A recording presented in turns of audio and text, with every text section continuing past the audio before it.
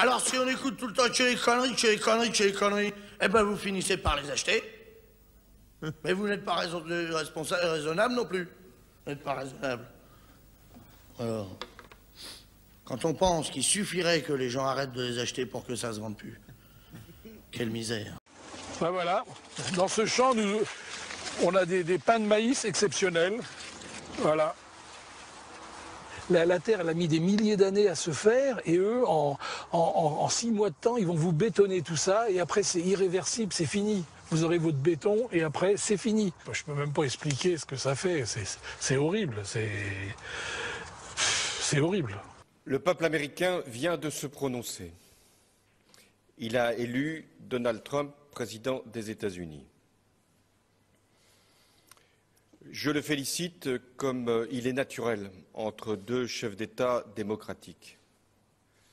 J'ai une pensée pour Hillary Clinton, avec laquelle j'ai eu à travailler durant la présidence Obama. Cette élection américaine ouvre une période d'incertitude. Je dois l'aborder avec lucidité et clarté. It'll get cooler, it'll get warmer, it's called weather. Climate change is such a consequential crisis to everybody in the world. I think it's a big scam for a lot of people to make a lot of money. There's a huge economic opportunity that goes hand in hand with climate change. We can be the clean energy superpower of the... I, George Walker Bush, do solemnly swear. That I will faithfully execute the office of President of the United States. That I will faithfully execute the office of President of the United States. And will to the best of my ability. And will to the best of my ability. Preserve, protect, and defend the Constitution of the United States. Preserve, protect, and defend the Constitution of the United States. So help me God. So help me God. That I can get something positive done on behalf of the people. That's what the question in this campaign is about. It's not only what's your philosophy and what's your position on issues, but can you get things done? And I believe I can. All right. What about the Dingell Norwood bill?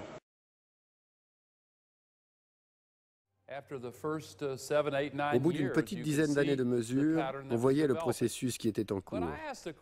Je lui demandais un jour comment il se faisait que la courbe montait et descendait chaque année. Et il m'expliqua que si on considère la masse continentale, on constate qu'elle est bien moins importante au sud de l'équateur.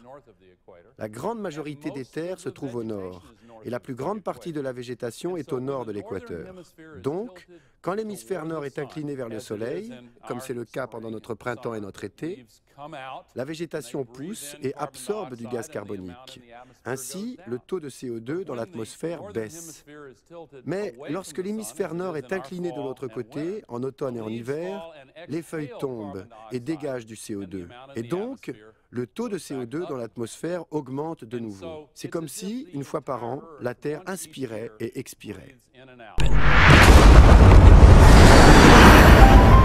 The U.S. has been the biggest emitter of greenhouse gases in history. You're a fossil-addicted country. We are doing more investment in solar today than the U.S. is. Half the people in office still don't believe in climate change. Why do you think there is such opposition about the science? I think it's politics. People are so arrogant to think they can change climate. Environmental issues have become the biggest reason for mass demonstrations. But we want to hold them accountable. This is the most important issue of our time. Question is, can we change our course in time? You need 100 gigafactories to transition to sustainable energy. That would make the United States, the whole world. The whole world. All energy. That sounds manageable. Politicians do what the people want them to do. Once the American people are convinced, the politicians will fall in line very quickly. If we keep pushing, there's no reason why we can't solve this problem. The world is now watching. We ask you to protect it. Are we and all living things we cherish our history?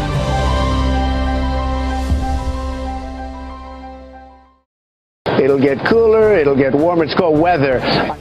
Climate change is climate change is climate change is climate change is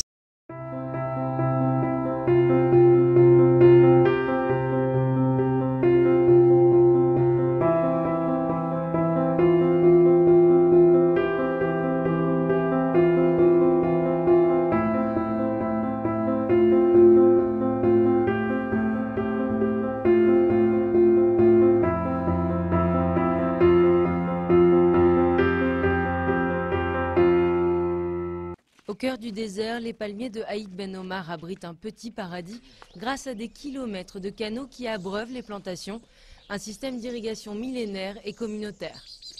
Chacun a de l'eau pendant quelques heures et chacun prend son tour. Si j'ai l'eau à 6 heures du matin, après ce sera à 6 heures du soir. Benjelil a donc droit à 9 heures d'eau tous les 13 jours, à peine suffisant pour cultiver ses champs et gagner sa vie. On ne gagne pas assez. En un an, tu gagnes 500 €. C'est pas assez pour un jeune aujourd'hui. Alors, il part chercher du travail ailleurs. Les jeunes qui émigrent fragilisent le système traditionnel de gestion de l'eau. Faute de main-d'œuvre, des champs entiers sont laissés à l'abandon et envahis par le sable. Quelques kilomètres plus loin, la situation en est dramatique. Manque d'entretien des canaux d'irrigation, pompage excessif et anarchique ont épuisé la nappe phréatique. La cause essentielle et principale, c'est le comportement humain. Avec l'immigration, les gens ils sont revenus avec de l'argent, ils ont investi dans le motopompage. C'est cet motopompage excessif sauvage qui a abouti à l'exploitation presque totale de la nappe. Mais de nouvelles techniques d'irrigation apparaissent. En 2005, cet agriculteur a été le premier à expérimenter un système de goutte à goutte. Avec le système d'irrigation traditionnel, on perd beaucoup d'eau par évaporation. Grâce au goutte à goutte, j'économise 2/3 de l'eau disponible. En à peine 2 ans, son investissement a été rentabilisé et sa production augmentée. Un succès qui permet d'envisager le maintien de l'activité agricole dans ce milieu fragile. Dernier rempart contre la désertification, les oasis jouent un rôle crucial dans l'équilibre environnemental de la région. Dans cette ferme proche de Tamoun, un village du nord de la Cisjordanie, tous les ouvriers ont un point commun. Ces Palestiniens ont travaillé une bonne partie de leur vie dans les colonies israéliennes. Comme près de 30 000 de leurs compatriotes, c'est là qu'ils ont été formés. L'expérience est valorisante, la paye souvent bien meilleure, mais la plupart d'entre eux sont contents d'en partir. Mahmoud a travaillé 20 ans pour des colons.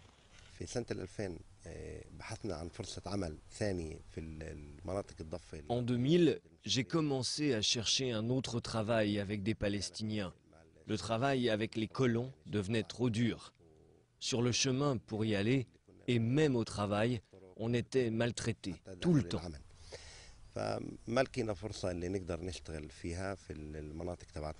Depuis 2009, l'autorité palestinienne a lancé une campagne de boycott du travail dans les colonies avec pour objectif son interdiction totale. Impossible, répliquent les syndicats, tant que du travail n'est pas créé en Cisjordanie.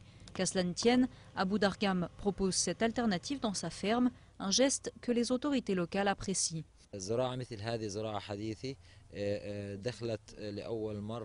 C'est la première fois que nous avons une agriculture si moderne en Palestine. On a vraiment envie que ce soit un succès car nous devons couvrir de fleurs le marché local. Un marché local en pleine expansion car les produits venant des 120 implantations juives de Cisjordanie sont boycottés, mais les initiatives comme cette ferme sont encore rares et loin d'être assez nombreuses pour donner du travail à tous les Palestiniens. Dans les territoires occupés, le taux de chômage avoisine toujours les 20%. Le désert d'Atacama, au nord du Chili, c'est le plus aride au monde. La dernière fois qu'il a vraiment plu ici, c'était en 2005, pendant 3 heures seulement. Ricardo s'en souvient. C'est le porte-parole des 2500 agriculteurs de San Pedro, une des rares oasis au milieu du désert, grâce à ce petit cours d'eau. Mais aujourd'hui, il est inquiet. Avant, le débit était de 850 litres par seconde, il y a 20 ans de ça. Aujourd'hui, il est de 400. Quand j'étais enfant, il pleuvait beaucoup et le débit était beaucoup plus puissant.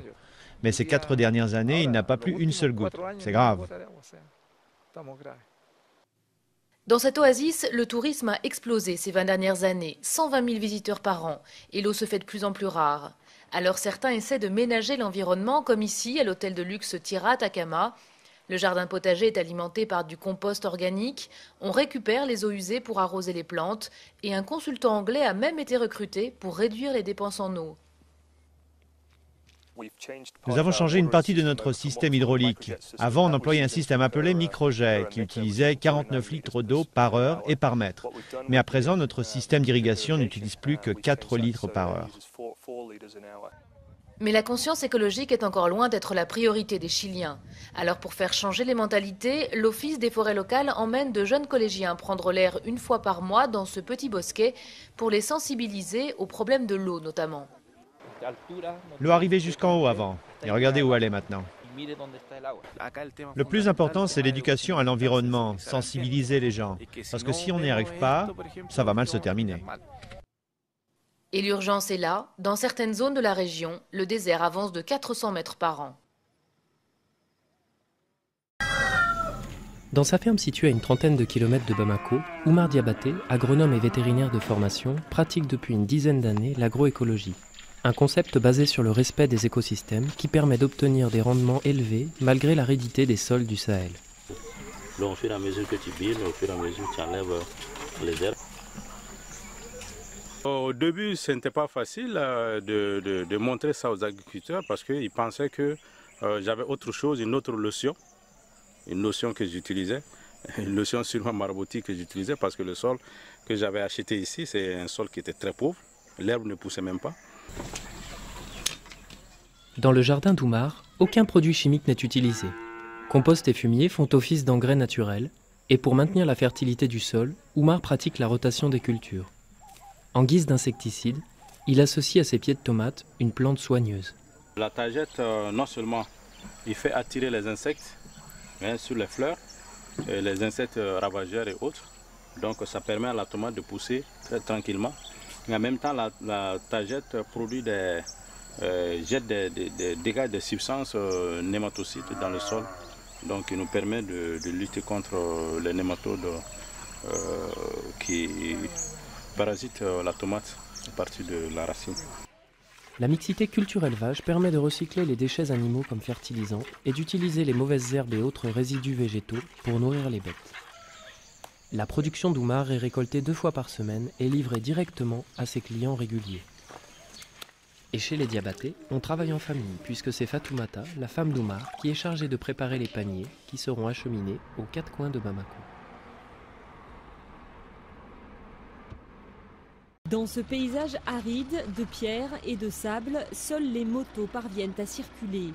Youssef est agriculteur et ses champs sont situés à la bordure de la Palmeraie, dans une zone où le sable fait des ravages. Avant de mettre le fourrage à sécher ici, il n'y avait pas de sable. Mais juste après qu'on l'ait déposé, il y a eu quelques jours de vent. Et vous voyez le résultat, le fourrage est maintenant couvert de sable. Le changement climatique aggrave la désertification et l'ensablement est l'un de ses symptômes. Dans cette région au sud-est du Maroc, c'est un combat au quotidien. Avant que les gens ne s'installent ici pour faire de l'agriculture, il y avait des dunes de sable. Le fait de cultiver permet de diminuer l'ensablement. En revanche, le problème est que si tes voisins ne cultivent pas et ne plantent pas des arbres pour faire obstacle au vent, alors le sable revient. C'est là toute la complexité du phénomène. Lutter contre l'avancée du désert exige de travailler main dans la main avec l'ensemble de la communauté. Mais la migration des jeunes vers les villes et la perte des savoir-faire ont perturbé les modes de fonctionnement traditionnels. Ici, Youssef avait planté une vingtaine de palmiers, seuls 2 ont survécu. Quant aux arbres fruitiers, la plupart sont morts, étouffés par le sable. L'importance de ce système oasien-là, c'est qu'il joue un rôle non pas seulement d'équilibre à l'échelle locale, mais à l'échelle du globe terrestre. C'est-à-dire, si ce système-là oasien disparaît, automatiquement la désertification va monter vers le nord du Maroc, et puis vers l'Europe, etc. Youssef ne bénéficie d'aucune aide de l'État pour cultiver dans ce milieu hostile.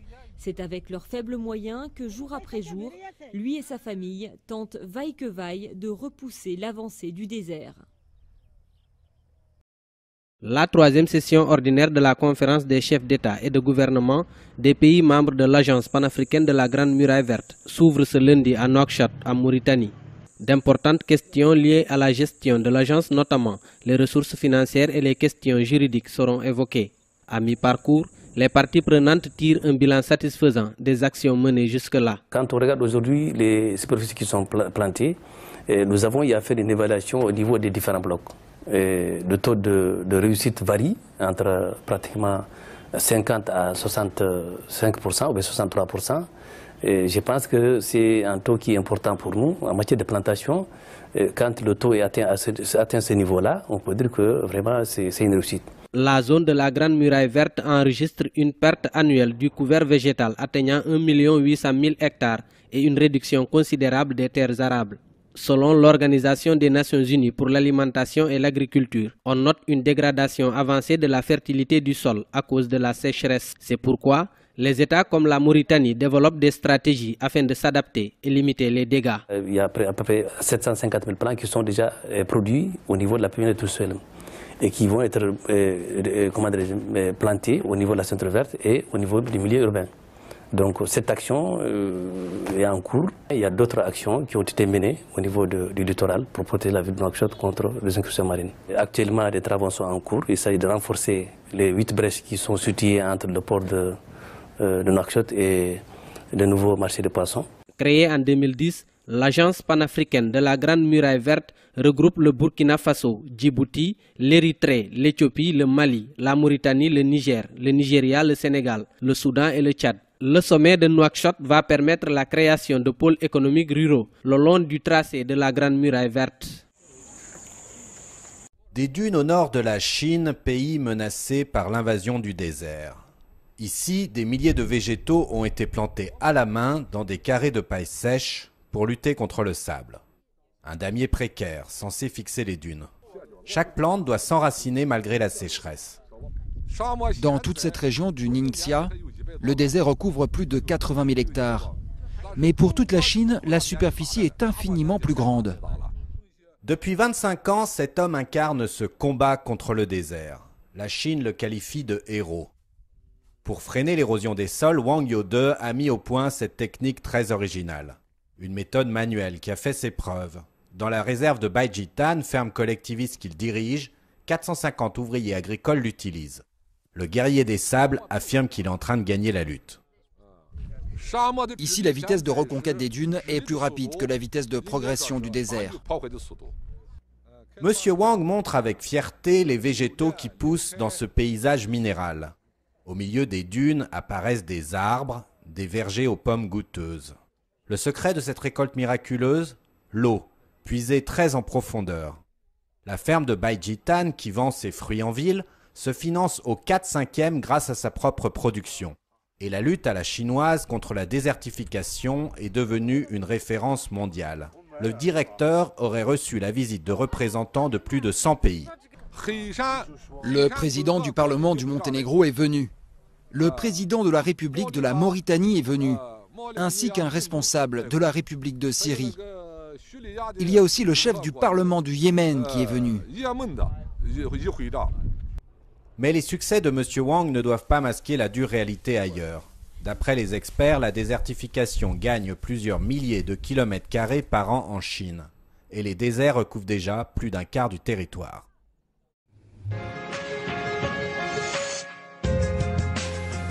Djenet Bouchaoui, une petite ferme assez atypique. Située à une quinzaine de kilomètres d'Alger, elle est le point de rencontre de passionnés de la terre et soucieux de l'environnement et de l'équilibre écologique, qui se sont structurés en une association appelée Torba, qui signifie en arabe terre fertile, ayant pour slogan « Cultivons notre santé ». C'est le slogan de Torba, cultivons notre santé. Notre santé, on peut s'en charger en la cultivant soi-même. Cultiver soi-même ses légumes, ses fruits, cultiver sa façon de consommer, cultiver sa façon de vivre. Le collectif en lui-même, c'est une thérapie pour tout le monde. Sur ces parcelles de terre, on cultive fruits et légumes, plantes aromatiques et plantes médicinales. Mais cette omniprésence florale n'est pas anodine. Elle attire les insectes tels que les papillons et les abeilles qui participeront à la pollinisation naturelle de certains végétaux. C'est un endroit où on plante des plantes médicinales et aromatiques. Donc là, vous avez par exemple du romarin. Là, vous avez de la sauge. Là, vous avez de la menthe poivrée. Menthe sauvage plutôt. Menthe sauvage. Là, c'est du basilic. Il y en a ici aussi. Oui, du basilic. De la marjolaine. Ben, c'est des plantes qui permettent de... On peut faire de la tisane avec. Pour un meilleur équilibre de l'écosystème, les pesticides sont bannis de la ferme. La solution est traitée naturellement et à base de plantes. Dans un même contexte, rien ne se jette. Dans cette ferme, on procède à la récupération et au compostage. Les épluchures de fruits et légumes ménagères sont transformées en engrais naturels. Les restes des repas serviront à nourrir les animaux de la ferme. Quant aux bouteilles en plastique, elles seront utilisées comme mini-serres ou pots de plants. L'agroécologie pour changer les habitudes culturelles au Burkina Faso. C'est l'ambition de l'association Interzone pour le développement en milieu rural. Depuis une vingtaine d'années, elle s'emploie à enseigner à ses membres une exploitation responsable des terres. Installée à Beta, une bourgade située à une centaine de kilomètres à l'est de Ouagadougou, c'est aussi un site de formation et de démonstration de techniques écologiques comme la conservation de l'eau, la fertilisation des sols ou encore les semis en poké. Elle vulgarise aussi l'utilisation de la fumure organique pour les cultures. Le compost aérobique est fait tout simplement par, comme on le dit également, des matières organiques, oui, mais surtout avec du fumier, de la paille, bon, matière végétale, fumier, en utilisant comme vraiment, comme produit en tout cas accélérateur ou quoi, de la cendre, tout qui arrive de la nature. Et donc, ça permet vraiment de développer une vie microbienne dans votre matière que vous allez obtenir à la fin. Avec comme slogan « Nourrir les hommes en prenant soin de la nature », cette association fait de la récupération des sols arides son cheval de bataille. Ainsi, le cordon pierreux est utilisé pour le contrôle de l'érosion, le maintien de la matière organique et des propriétés physiques du sol. Une technique qui fait école. J'ai déjà pu voir la fabrication du compostage, le compost. Et également, bon, j'ai pu voir comment les techniques qui sont employées pour conserver l'eau. C'est très important. Et puis le type de culture qui est faite et également le paillage qui est très important. Cette association est présente dans une quarantaine de villages et compte faire de l'agroécologie la seule voie et l'avenir de l'agriculture des pays sahéliens comme le Burkina Faso. À son actif, plus de 6000 paires de fosses à fumier pour des familles. 6h30 du matin à Tinjdad, une palmeraie du sud du Maroc. Moha est à pied d'œuvre. Son métier, coupeur de dattes et pollinisateur. Au printemps, il monte déposer le pollen sur les fleurs des palmiers femelles. En octobre, il grimpe pour récolter les fruits. La corde n'assure pas sa sécurité, mais celle des régimes de dattes. Un travail risqué et dont la rémunération varie d'une année à l'autre. Le propriétaire me paye parfois en liquide, 1 € pour les petits palmiers et 2 € pour les grands. Mais généralement, il me paye avec des dattes. Autrefois, la règle était de donner 1/5 de la récolte. Maintenant, c'est 1/3 et bientôt, ce sera peut-être la moitié. Les prix grimpent car les bras et les compétences manquent. Au cours du XXe siècle, la maladie du bayoud, un champignon qui se transmet par les racines de l'arbre, ainsi que les sécheresses successives, ont décimé les 2/3 des palmeraies marocaines. La production de dattes a chuté et la plupart des jeunes ont quitté les oasis. Les jeunes partent parce qu'ils ne trouvent plus de quoi vivre ici, mais ceux qui restent doivent s'occuper des palmiers. C'est notre culture. D'autant plus qu'ici, nous n'avons que ça. Les palmiers sont la base même de l'oasis. Sans eux, il n'y a rien. Nous devons revaloriser cette culture. Dans des conditions optimales, avec un bon système d'irrigation, un palmier peut produire jusqu'à 100 kg de dattes. Les prix mondiaux étant à la hausse depuis une dizaine d'années, elles sont vendues entre 5 et 10 € le kilo pour les meilleures variétés. Le Maroc souhaite donc développer la filière et la moderniser. Pour la première année, un salon international des dattes a même été organisé. 3 millions de plants vont être plantés pendant 10 ans, de 2010 à 2020. Il va y avoir une partie qui va être en renforcement de la palmeraie traditionnelle et une partie va être des extensions. Et ces 3 millions de plants vont nous permettre de doubler la production. L'enjeu est de taille, car au-delà de la production de dattes, il s'agit de sauver les oasis en évitant que les gens migrent vers les villes. Les palmeraies abritent environ 1,6 million d'habitants et constituent les derniers remparts contre l'avancée du désert. Le Burkina Faso est un pays agricole. Plus de 80% de la population vit de cette activité. Une agriculture pluviale, tributaire des aléas climatiques. En réponse à cette problématique, des agriculteurs ont trouvé des techniques pour mieux produire sur des sols arides, tout en évitant l'exploitation anarchique des sols. L'une de ces techniques, c'est le zaï, une méthode de réhabilitation des terres dégradées. La technique du zaï consiste à creuser vraiment des trous sur son terrain qu'on va amender avec du compost pour aller un peu plus vite en tout cas. En même temps que tu récupères tout ton espace, tu fertilises également tes cultures du jour. On se fait un trou de 40 cm de diamètre sur 20 cm de profondeur. Et la terre des 10 premiers centimètres là, ça c'est à mettre à part. Et la terre maintenant des 10 derniers centimètres aussi à part. Une fois que vous mettez, parce que c'est estimé à 1 kg de compost qu'on va mettre dans le trou. Au Burkina Faso, cette technique est accompagnée de la fabrication du compost. Des agriculteurs réunis au sein de l'association Interzone pour le développement en milieu rural vulgarisent cette technique. Sadio Bandé est un animateur agricole. Sa mission, accompagner les paysans dans la récupération des sols. Lorsque nous sommes au village, nous sensibilisons les paysans à fabriquer la fumure organique pour qu'ils abandonnent les engrais ainsi que les pesticides. Car même si les terres sont dégradées, on peut les récupérer tout en évitant l'exploitation anarchique des sols. Outre le zaï qui permet de récupérer des sols, les cordons pierreux aussi permettent d'endiguer l'érosion des sols. Il faut noter que cette technique s'est exportée dans des pays voisins comme le Mali et le Niger. Certains pays de l'Afrique de l'Est sont même en train de l'adopter.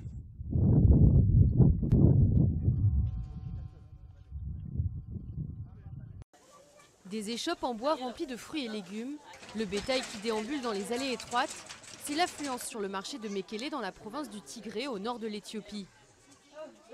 Tekiagos est vendeur de céréales, aujourd'hui ses affaires sont prospères. Mais il se souvient de ces mêmes allées durant la famine de 1984-85 qui a fait selon les bilans entre 400 000 et 1 million de morts. À cette époque, la situation était vraiment dramatique. Les personnes mouraient dans la rue sans que l'on comprenne pourquoi. La municipalité ramassait les corps et les emmenait en voiture pour les enterrer. Au début des années 80, alors que l'Éthiopie est victime d'une sévère sécheresse, la dictature marxiste de Mengistu Haïl Mariam tente d'affaiblir les rebelles du Nord et entraîne le pays dans une famine sans précédent. Mais 30 ans plus tard, les images d'enfants affamés qui avaient choqué et ému le monde entier sont bien loin. L'Éthiopie a développé un système d'alerte, il repère les zones où une situation d'insécurité alimentaire peut surgir. Les autorités veillent également à conserver d'importantes réserves de grains, environ 400 000 tonnes à ce jour. L'autosuffisance signifie que nous devons utiliser au mieux les ressources dont nous disposons afin de ne dépendre de personne. Nous avons des terres et une main-d'œuvre qui ne demandent qu'à travailler.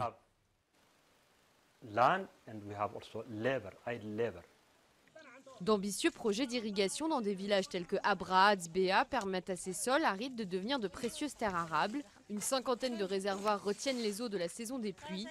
Et les résultats sont impressionnants. Ce système a permis à la production agricole du village d'être multipliée par 4. Grâce à ce projet, nous assurons notre sécurité alimentaire. Ces gens qui ne mangeaient qu'une fois par jour ont désormais 3 repas par jour. Le réservoir va se remplir et verdir les environs, ce qui permettra aux champs du village d'avoir suffisamment d'eau pour être cultivés. Le gouvernement éthiopien espère sortir de la pauvreté et rejoindre les pays à revenus intermédiaires d'ici 2025. Un objectif ambitieux. Mais ici, dans la province du Tigré, la végétation a déjà repris ses droits sur le paysage de sable et de pierre. Il y a la Grande Muraille de pierre, construite il y a 2000 ans. Et il y a la Grande Muraille verte, beaucoup plus récente, quelques dizaines d'années tout au plus. Il s'agissait à l'origine de protéger Pékin des vents de sable venus du désert de Gobi et qui étouffent la ville régulièrement au printemps. On a donc planté des millions d'arbres à la lisière du désert, en Mongolie intérieure, à 200 km de la capitale, avec une certaine efficacité. Mais entre-temps, la menace a changé. Pékin étouffe toujours, mais moins à cause du sable que du dioxyde de carbone et des particules fines qui s'accrochent dans nos poumons. Et pour cela, même remède que pour le sable, les arbres qui agissent comme des aspirateurs à carbone.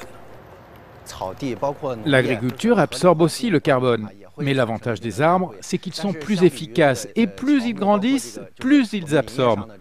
Enfin, ils vivent des décennies, voire des siècles. Pour être plus efficace, cet aspirateur à carbone doit être plus proche de la source, plus proche donc de Pékin. La Grande Muraille Verte s'est donc avancée jusqu'au cœur de la ville, dans ce parc de 680 hectares, le double de Central Park à New York, planté à l'occasion des Jeux Olympiques. Mais l'essentiel est autour de la ville, dans un rayon de 100 km. On plante à marche forcée, dans les plaines ou dans les montagnes. La surface des forêts dans la province de Pékin est ainsi passée de 27% à 41% en 15 ans, 50% de mieux. Nous avons maintenant 11 000 km² de forêt dans la province et nous dépensons 2,7 milliards d'euros chaque année pour cela. Ces arbres absorbent 120 millions de tonnes de carbone, c'est considérable. Cet effort n'aurait pas de sens s'il n'était accompagné de mesures drastiques pour limiter la production de CO2. On a détruit ou fermé des centaines d'usines ou de centrales. Et maintenant, on entre dans l'intimité des gens, jusque dans leur chambre à coucher, jusque dans leur lit. Le moyen de chauffage traditionnel dans le nord de la Chine, c'est le kang. Le kang, c'est ça, c'est une sorte de lit collectif où dort toute la famille et qui réchauffe toute la maison. Alors, il est en général chauffé au bois, du sol jusqu'au matelas, avec une efficacité énergétique très mauvaise. On a donc inventé un kang surélevé qui consomme 2 fois moins d'énergie. C'est bête comme chaud, mais il suffisait d'y penser. Des tomates bio cultivées avec soin jusqu'à la récupération des fientes de poule pour en faire du biogaz. Ici, à la ferme Songhai au Bénin, rien ne se perd, tout se transforme.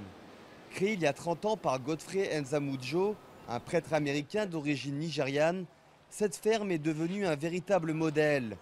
Son mot d'ordre, maximiser la production sans avoir recours aux produits chimiques, coûteux pour les agriculteurs et nocifs pour la santé. Ce n'est pas n'importe quelle production, mais une production saine. Une production qui assure la bonne santé pour les producteurs et pour le consommateur et pour le sol. Donc c'est vraiment, on remet l'agriculture au centre de la nature et l'homme. Au départ, juste un lopin de terre, l'exploitation s'étale désormais sur 24 hectares. Tous les produits cultivés sont transformés et distribués sur place, un concept qui génère une activité économique autonome. On a réparé cette image de l'Afrique, l'Afrique qui tend la main, l'Afrique qui reste vraiment victime de ça. Mais quand vous regardez les jeunes aujourd'hui, vous voyez les gens vraiment debout, les gens qui sont prêts à attaquer, qui sont prêts vraiment à prendre en main l'avenir. Quotidiennement, une armée d'employés et d'apprentis s'active pour produire des fruits, des légumes et du riz, mais aussi élever des poissons, des porcs et des volailles. Paul suit un atelier pâtisserie. Il souhaite reprendre l'activité agricole de ses parents afin de travailler de façon plus rentable. D'abord, avec la méthode moderne, il y a la rapidité des activités. Ce qu'il faut faire en 2 jours, avec la méthode moderne, en 2 heures, tu as déjà fini avec. Donc c'est ce qui m'a le plus enchanté à Songhai. Songhai répond aux défis de la pauvreté et de l'environnement. C'est aussi une école. Chaque année, 400 élèves fermiers sont sélectionnés et formés. De retour dans les villages, les jeunes agriculteurs lancent des exploitations modernes et bio. Le concept a aussi réussi à essaimer hors des frontières du Bénin avec l'ouverture de centres au Nigeria, au Sierra Leone et au Libéria et des projets dans 13 autres pays d'Afrique de l'Ouest et centrale.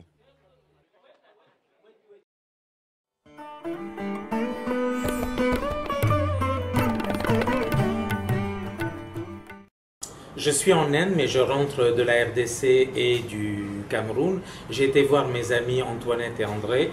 Je les ai vus travailler sur leur propre terre, sur l'agriculture naturelle, à faire de leur ferme un modèle pour leur population et leur communauté. Je me dis que nous, INDP, nous devons répondre à leurs demandes de soutien, pour 3 raisons. La première, c'est qu'ici même, en Inde, nous mettons en place des projets qui sont des modèles d'agroécologie pour nos populations. La deuxième, c'est qu'il y a beaucoup de similitudes entre ces pays africains et l'Inde sur le plan climatique, sur le plan géographique, sur le plan culturel. Et la troisième, qui à mon avis est la plus importante, c'est que nous devons, en Inde mais aussi ailleurs, renforcer des projets, des alternatives qui existent déjà. Alors maintenant, il faut répondre efficacement. C'est pour cela que je me tourne vers mes anciens stagiaires, des stagiaires d'INDP qui connaissent INDP, ses valeurs, ses principes, sa façon de faire et le terrain aussi en Inde. Donc il va y avoir Mégane, qui elle est technicienne agricole, qui va pouvoir sur le terrain faire les premiers bilans, qui va pouvoir aider, conseiller et préparer avec les populations le projet final. Il y aura aussi Audrey qui, elle, va être chargée de la sensibilisation, de la communication et tout le volet pédagogique. Je vais aussi les accompagner pour moi être responsable du cadre politique du projet et du cadre général. Nous allons donc à Troyes nous rendre en juillet 2016 sur le terrain pour une période de 2 semaines. Et donc sur place, nous allons, chacun de nous, effectuer un bilan, un état des lieux de ce qui existe, de ce qui pourrait être fait. Nous allons aussi leur présenter, leur proposer des modèles sur lesquels nous avons déjà travaillé en Inde, des fiches pédagogiques, des tableaux, des suivis, des rapports, etc. Et troisièmement, nous allons avec eux définir, dessiner, imaginer ensemble le projet qui va se mettre en place sur 2 ans, le projet d'agroécologie qui va donc servir de modèle pour ces pays et ces populations.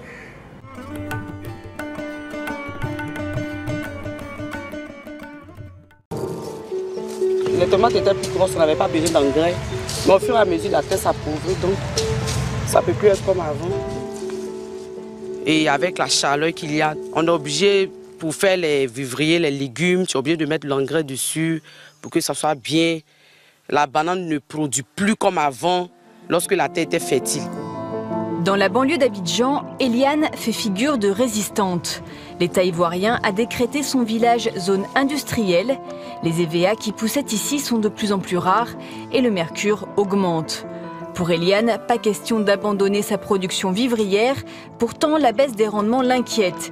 Ces cultures ne lui suffisent plus. Elle doit désormais acheter des compléments au marché. Quand il n'est pas dans ses champs au Niger, Djibo, lui, se rend de colloques en conférences pour porter son message. Aujourd'hui, à Bruxelles. L'éleveur de bovins est à la tête d'un réseau de producteurs d'Afrique de l'Ouest.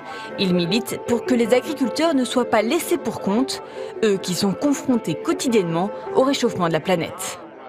On ne peut pas aujourd'hui nier qu'il y a le changement climatique. Ça aussi, ce n'est pas possible.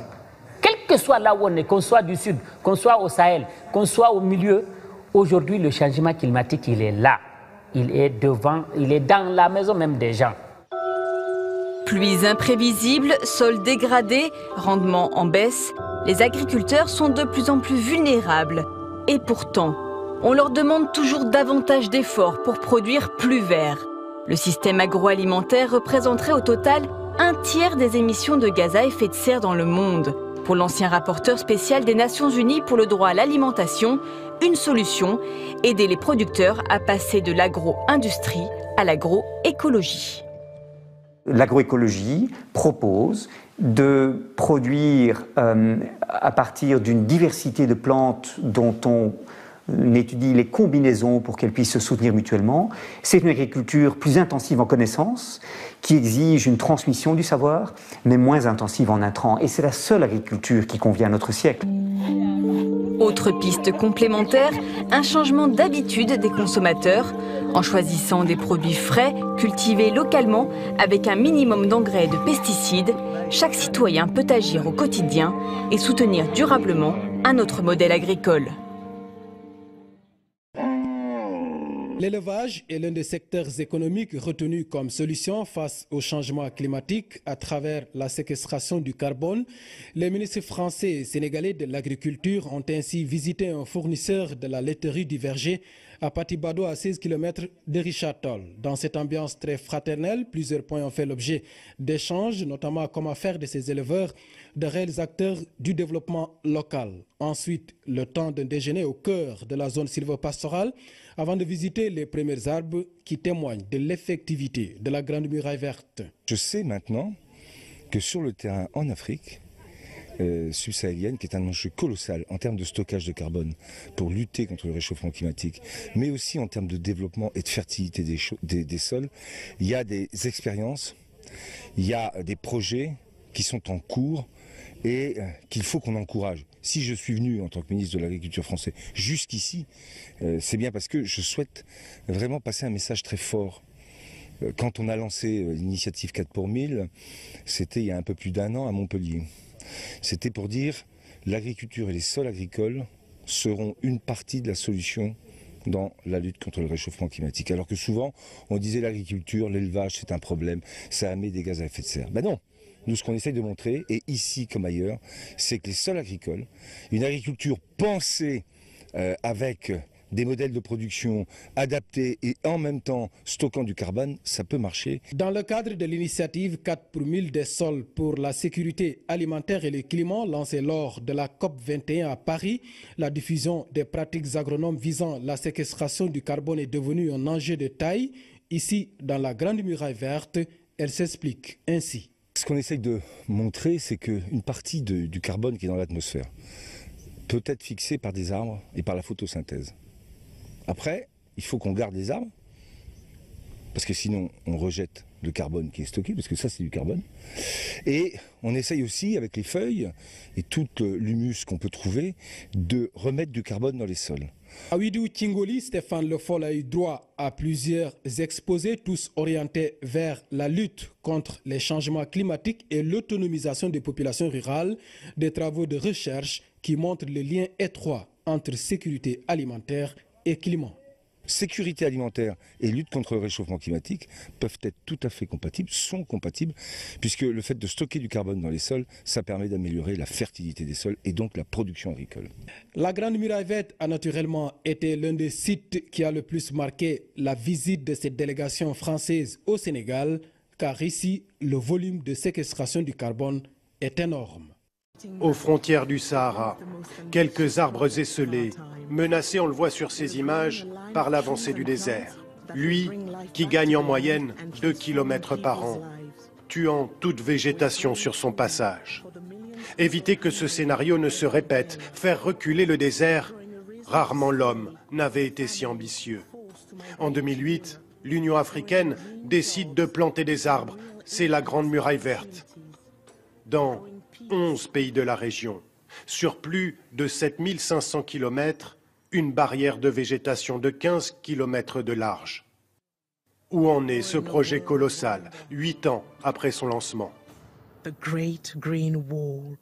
Nous sommes allés dans le nord du Sénégal, là où tout a commencé sous l'impulsion du gouvernement sénégalais. Près du village de Ouidou, en cette saison des pluies, 3 mois par an, l'herbe reverdit le désert. Preuve que tout espoir ici n'est pas perdu.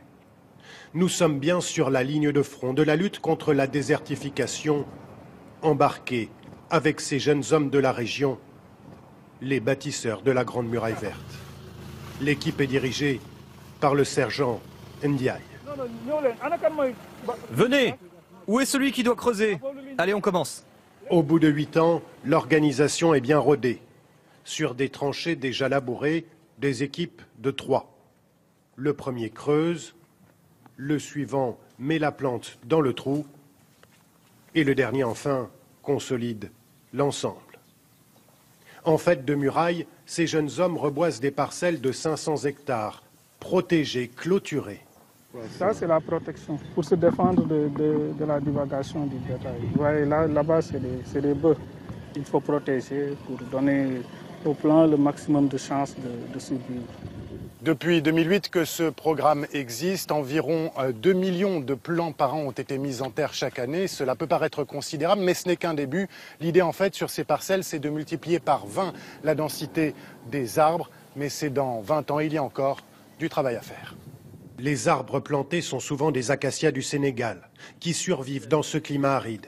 Illustration sur une parcelle plantée au tout début du programme en 2008. Certains arbres mesurent ici jusqu'à 2 mètres de haut. C'est vrai, les résultats commencent à être visibles. La faune change. Des oiseaux qui avaient disparu font leur retour, attirés par une nature plus généreuse. La population également y trouve son compte. Les femmes du village, tout particulièrement. C'est elles qui s'occupent des jardins maraîchers, mis en place dans le cadre de la muraille verte, avec à la clé des légumes et des fruits qu'elles ne connaissaient même pas. Des fruits qui n'ont pas besoin d'être arrosés et des revenus nouveaux pour les 248 femmes qui travaillent ici. Avant, il n'y avait pas de fruits et légumes dans cette zone. Maintenant, on en a avec ces jardins. C'est une révolution pour nous. C'est très bien tout ça. Mais si on avait davantage d'eau, ce serait extraordinaire. Il nous faut de l'eau. Pour les pommes de terre ou encore les carottes. La bataille contre le désert est loin d'être gagnée. On le voit d'ailleurs, prêt à faire disparaître l'herbe qui existe encore. Mais l'adhésion de la population est une première victoire. À l'image de ce berger, pourtant sceptique au début du projet. Avant, on ne trouvait plus rien dans la brousse. Maintenant, on retrouve des choses importantes. Tout ce qui nourrit, on le trouvera dans la Grande Muraille Verte. Avec ses réussites et ses limites, l'expérience sénégalaise est aussi une exception. Sur les 11 pays de la Grande Muraille, certains n'ont même pas commencé, comme le Mali ou le Soudan, touchés par la guerre. Le Sénégal fait partie du tracé de la Grande Muraille Verte. Nous sommes concernés par 540 km sur un tracé de plus de 7000 km. Et donc le Sénégal à ce jour a pratiquement l'une des plus grandes réalisations. Nous sommes à peu près sur 150 km, certainement c'est un peu moins du tiers. Mais pour nous, en moins de 5 ans, ce sont des avancées extrêmement importantes. Donc voilà, il y a beaucoup d'activités en termes de réalisation, notamment les activités agro-silvopastorales, le reboisement des périmètres, le maraîchage. Et donc il y a beaucoup d'activités qui ont un impact socio-économique certain, qui ont permis de fixer les populations, de réduire le chômage, de réduire l'exode et le déplacement surtout des jeunes. Même l'élevage, ça a eu un impact parce qu'il y a eu beaucoup de récoltes fourragères au niveau donc des parties reboisées où il y a des protections qui ont permis vraiment d'avoir beaucoup de récoltes pour le bétail.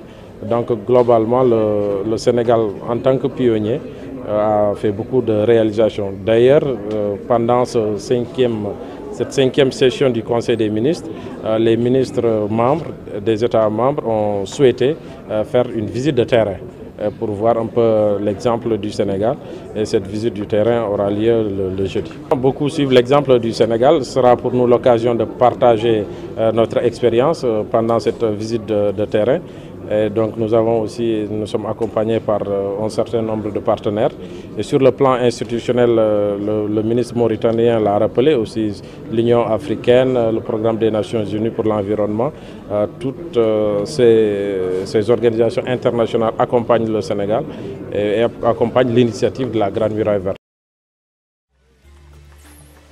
C'est ainsi que notre mission a commencé en zone aride d'Afrique subsahélienne, dans la région du Ferlo, au nord du Sénégal, où la pluviométrie ne dépasse pas 300 mm d'eau par an.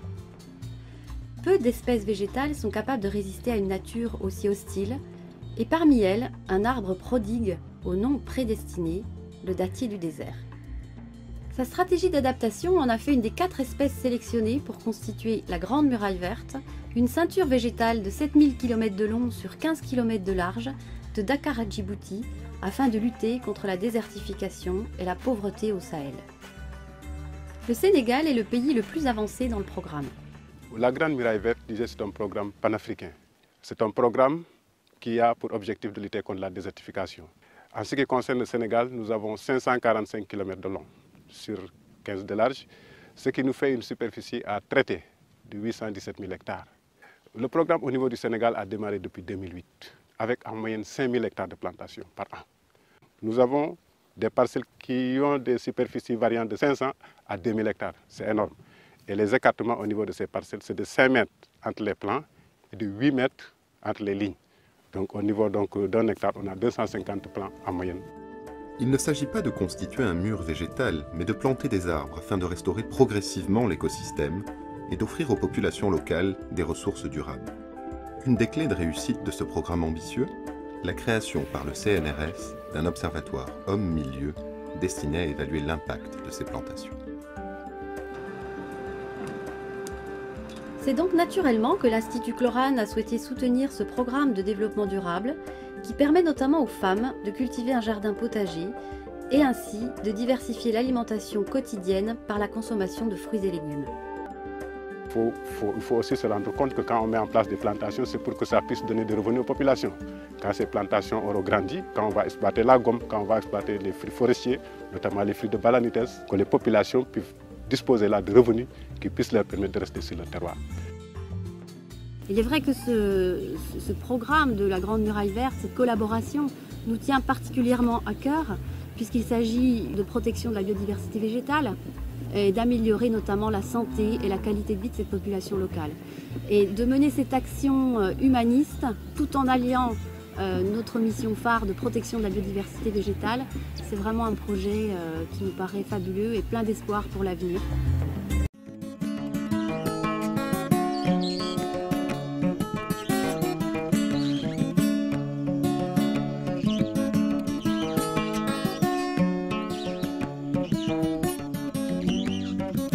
Parce qu'Afafa, sa mission, c'est de reverdir le Sahel. Et en fait, ils ont accompagné la mise sur pied des oasis autour de Ndjeman et dans les villages environnants. Parce que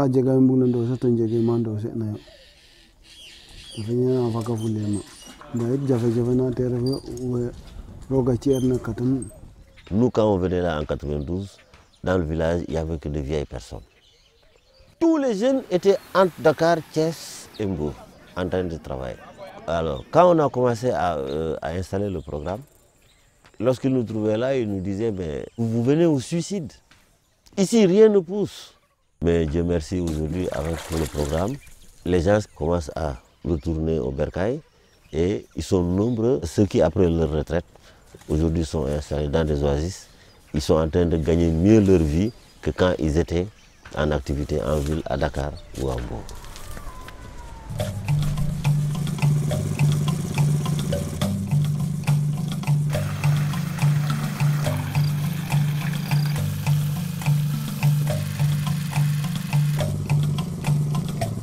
Du coup, est-ce que l'agroécologie, c'est vraiment quelque chose qui est adapté ou est-ce que c'est quelque chose que les Blancs ont amené du coup Non, l'agroécologie est bien adaptée. Ce sont les gens qui ne sont pas adaptés. L'eau est à 4 mètres. Donc l'agroécologie n'est pas quelque chose d'importé. Les gens le pratiquaient bien avant. Seulement, ils ne comprenaient pas que c'était de l'agriculture écologique. C'est quand les pesticides, les engrais, les OGM sont entrés qu'on a oublié, qu'on dit voilà la solution la plus rapide. Taf, tu mets de l'engrais, tu mets des pesticides, ça va. Et après, on a vu la catastrophe que ça a mené. Allô? Ça va bien et toi? Nous sommes dans un déficit de suivi et de sensibilisation à l'agroécologie, d'où la nécessité de mettre en place des animateurs, des acteurs de l'agroécologie dans les différents villages. Et comme Terre Humanisme avait une expérience au Maroc et au Burkina Faso, on a pris appui sur eux pour mettre en place une formation d'animateurs en agroécologie. Vous voyez tout ce monde-là qui vit, qui bouge, qui tourne autour du compost.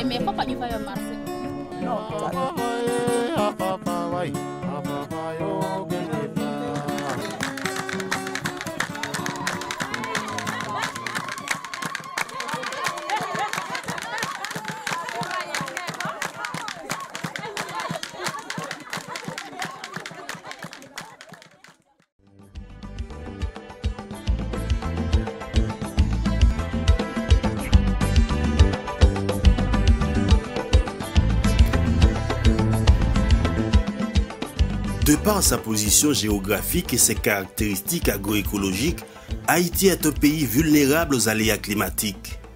La dernière décennie a été particulièrement violente.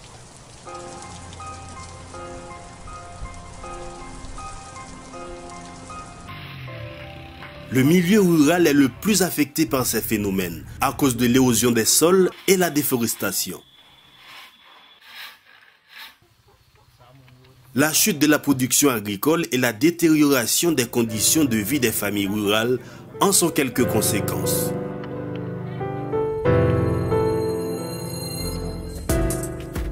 Le projet de renforcement de la résilience au changement climatique mis en œuvre par la FAO en partenariat avec les ministères de l'Environnement et de l'Agriculture vise l'amélioration des systèmes de production agricole en vue d'une adaptation au changement climatique et une diminution des risques de désastre.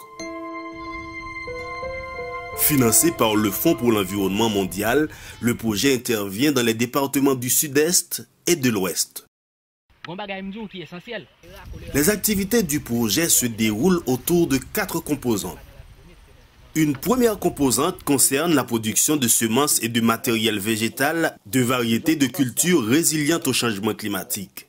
Komagua, non seulement le plus résistant avec soleil, avec vent qui saute vent là, il est résistant avec alizène. Parce que l'alizène a été rabouche-toi et au planté même là.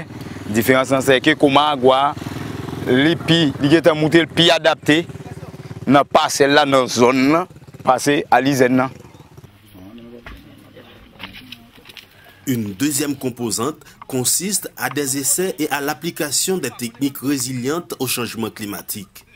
Parmi ces techniques se détache, entre autres, la plantation de rampes vivantes pour lutter contre l'érosion, l'agroforesterie pour une gestion intégrée des ressources naturelles et une diversification de la production, l'agriculture de conservation pour améliorer la structure des sols à travers différentes techniques telles le labour minimal du sol, la couverture permanente et la rotation de culture. La troisième composante concerne la vulgarisation de ces bonnes pratiques à travers les champs-écoles paysans, espaces permettant à l'agriculteur d'observer et de suivre le développement d'une culture durant tout son cycle. Un champ-école paysan, c'est une école pratique. C'est-à-dire, c'est une école qui se fait directement dans le champ. Ils partagent leurs expériences et ils mettent en exergue ce qu'on appelle l'approche participative. La philosophie, c'est la durabilité de la solution trouvée et qui doivent être répliquées dans les champs personnels. Enfin, la quatrième composante consiste à la gestion des risques de désastre. Des plans de GRD élaborés au niveau de chaque commune seront intégrés au plan de développement de l'agriculture et de l'environnement au niveau départemental.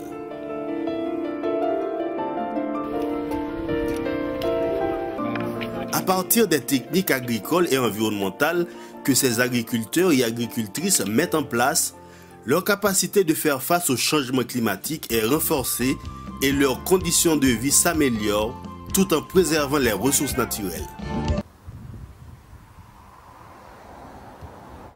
Il y a 15 ans encore, sur les flancs de ces montagnes andalouses, poussaient partout de la vigne destinée à la production du vin de Moscatel. Aujourd'hui, la plupart des agriculteurs ont quitté la région. Comme plus de 30% du territoire espagnol, la Sarquilla est gravement menacée de désertification.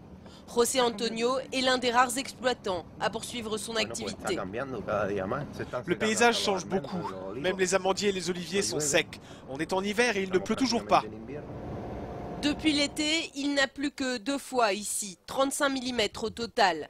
Ce manque d'eau pousse José Antonio à transformer son exploitation. Un avocatier comme celui-là nécessite 100 litres d'eau par jour en été. Et en ce moment, avec le temps qu'il fait, comme il ne pleut pas, on est obligé de continuer à l'arroser.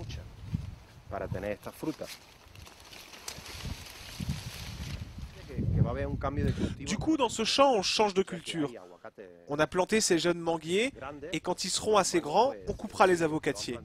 Tout simplement parce que les manguiers sont beaucoup moins gourmands en eau. Cet agriculteur est également contraint de privilégier les cultures sous serre. Et il fait le même constat que les scientifiques de Greenpeace.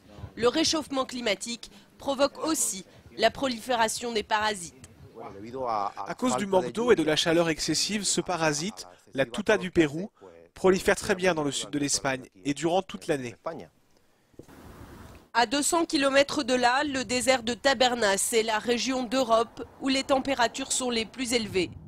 Aux portes de ce désert, les terres sont aujourd'hui presque toutes abandonnées. Le désert est en train d'avancer vers le nord, c'est évident. Vous voyez ici, avant, les terres étaient cultivées.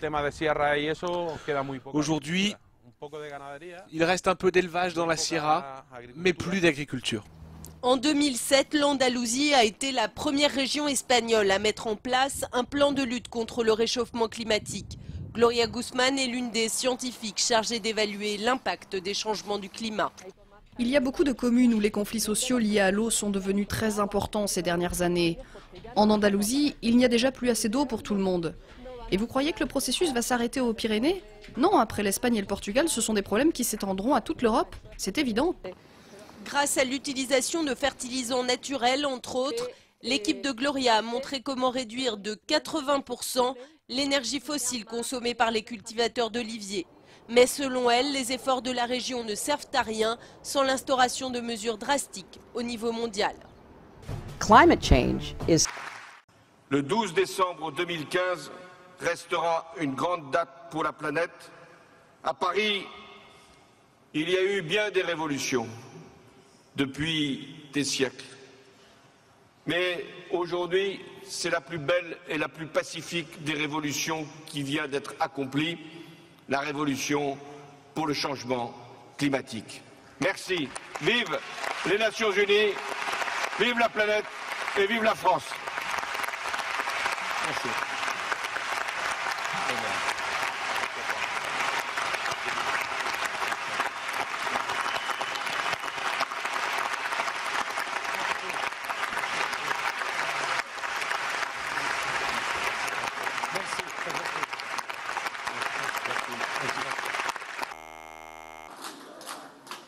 C'est la tyrannie des minorités. Et la tyrannie des minorités, mes chers amis, fait reculer chaque jour davantage la République. Le mot de faillite n'est plus un mot abstrait. Notre souveraineté économique, financière et sociale exige des efforts collectifs et prolongés, et même quelques sacrifices. Depuis toujours, les agriculteurs façonnent nos territoires. La France, première puissance agricole d'Europe, c'est à eux qu'elle le doit. Mais à Gonesse comme ailleurs, leurs terres sont menacées. Immeubles, routes, parkings, centres commerciaux. Chaque année dans l'Hexagone, 60 000 hectares de surfaces agricoles disparaissent sous du béton. 20 mètres carrés par seconde. C'est comme si tous les 6 ans, le département du Rhône était rayé de la carte. Pourquoi les terres agricoles sont-elles si souvent sacrifiées? Quelle est la responsabilité de nos élus et de l'État? C'est pas parce que c'est l'État qui le fait que c'est forcément toujours très bien. On va intervenir, on va retirer votre portail. Ah non, vous n'avez pas le droit. Quelles sont les conséquences? Ils veulent tuer l'agriculture, ils veulent tuer les petits agriculteurs. Sans l'agriculture, sans les paysans, demain, qu'est-ce qu'on fait? Qu'est-ce qu'on mange? Demain, il sera peut-être déjà trop tard.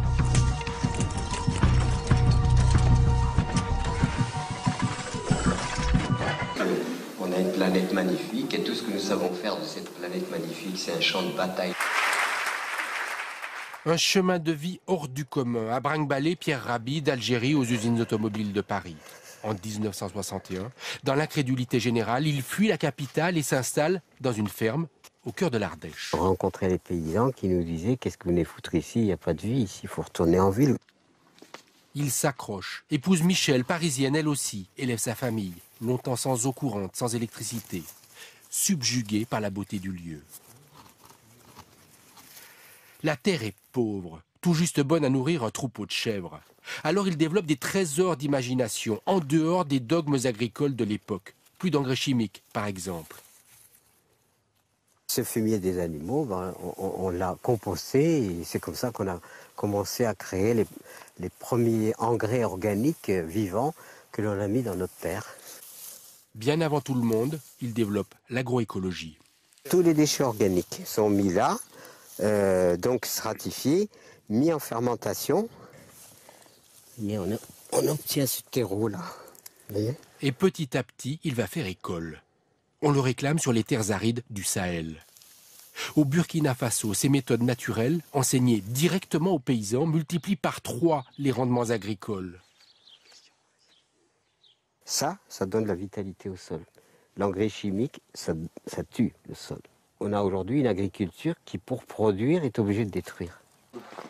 Ces combats deviennent politiques. Avec son ami Didier Meunier, il aide les paysans d'Haïti à échapper aux semences OGM. Didier, c'est bien, tu nous parles de semences reproductibles, de semences libres, mais où est-ce qu'on trouve les souches? L'humanité est entièrement menacée par la cupidité des gagneurs d'argent. Et à travers une dizaine de livres, Pierre Rabhi raconte comment il est devenu militant de la décroissance. Faire comprendre que la croissance c'est le problème, c'est pas la solution. Même une baleine, ça s'arrête de croître quand même. Il y a un moment où imaginez une baleine qui s'arrêterait jamais de croître, où est-ce que ça nous mène? Et c'est cette croissance-là qui a établi les règles de l'économie, qui en fait n'est pas de l'économie, c'est du pillage. Quelle planète laisserons-nous à nos enfants? Et quels enfants laisserons-nous à la planète? Il s'interroge, sa fille apporte des réponses concrètes. Elle a créé une école et un hameau écologique. Méthode éducative nouvelle, maison en terre et en bois, isolée avec de la paille, uniquement des matériaux locaux. D'autres projets encore portent ces idées. L'utopie de Pierre Rabhi est en marche. Je suis paysan. Et je suis fier d'être paysan. Parce que les paysans, c'est ceux qui nourrissent la terre et nourrissent les humains. Donc il faut bien comprendre que ce que nous faisons en soignant la terre et en aimant la terre, c'est une action et une mission la plus belle qui soit. J'attends que ça se finisse et puis que l'aéroport arrive. Moi, ça ne m'apporte rien parce qu'à l'âge que j'ai, j'en ai rien à faire, mais c'est pour les jeunes et puis pour ceux qui viennent derrière. À Notre-Dame, on n'a rien du tout. À Notre-Dame, on n'a qu'une usine, on n'a plus rien. Il y a juste quelques maisons qui se construisent et puis c'est des gens qui viennent d'ailleurs qui sont que de passage. On n'a plus qu'une petite épicerie. Puis